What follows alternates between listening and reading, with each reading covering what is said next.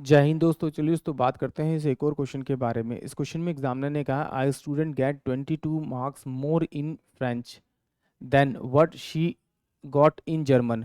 Her German marks are 28% of the sum of her French and German marks.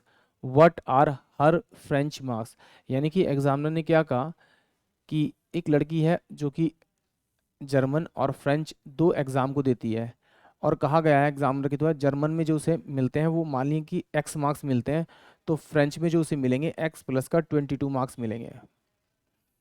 अब statement में कहा गया है कि जर्मन के जो मार्क्स हैं वो बराबर है, जर्मन और फ्रेंच इन दोनों का सम करेंगे तो 2x प्लस का 22 आएगा, और इसका 28% अगर निकालेंगे तो वो बराबर आएगा किसके, जर्मन के मार्क्स के बराबर आएगा। तो इसे कटेंगे 4 सत्ते 28 और 4 2500 क्रॉस मल्टीप्लाई करेंगे तो 25x हो जाएगा।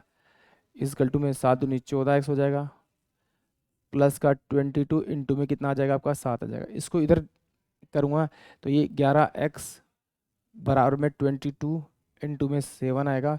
इसे काटूंगा तो x की वैल्यू जो आएगी मेरे पास में 14 आएगी। यानी कि जर्मन में जो उसे मार्क्स मिले हैं वो कितने मिले हैं आपके, 14 मिले हैं। और इस 14 में अगर मैं 22 जोड़ूंगा तो मेरे पास 36 मार्क्स आएंगे, वो फ्रेंच में होंगे उसके। यानी कि आंसर तो आएगा बी। चलिए एक बार इसको और देखते हैं क्वेश्चन को परसेंटेज के मेथड से। मैं पहले भी बहुत सारे क्वेश्चन करा चुका हूँ इसके।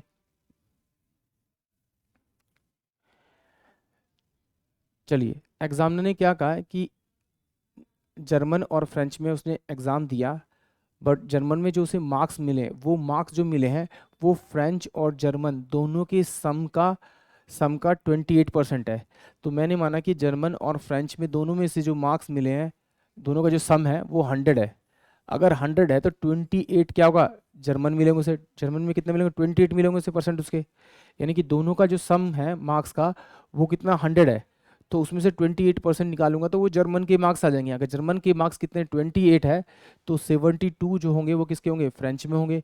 तो इसको मैं काटूंगा तो 4 सत्ते 28 होगा, ये 4 एकम 4 होगा और 4 अट्ठे 32 होगा।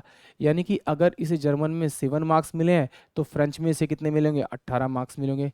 इन दोनों का मैं डिफरेंस करूंगा। जैसे मैं इन दोनों का डिफरेंस करूंगा तो डिफरेंस मेरे पास में 11 आएगा, बट एग्जामिनर कह रहा है कि इन दोनों के बीच में जो अंतर है वो कितने का है, 22 नंबर का अंतर है। तो इसे किस नंबर से मल्टीप्लाई करना पड़ेगा, 2 से। जिस नंबर से मैं इसे मल्टीप्लाई करूंगा उसी से इसको मल्टीप्लाई करूंगा 36। यानी 36 जो मार्क्स आएंगे वो उसे फ्रेंच में मिलेंगे, यानी कि ऑप्शन बी आएगा। और इसको अगर मैं जर्मन वाले से मल्टीप्लाई करूंगा तो 14, यानी कि ये मेरे जर्मन वाले आ जाएंगे। यानी कि ऑप्शन जो बी होगा वो इस क्वेश्चन के लिए करेक्ट होगा। आई होप आप सभी को क्वेश्चन समझ में आया होगा। जय हिंद, जय भारत।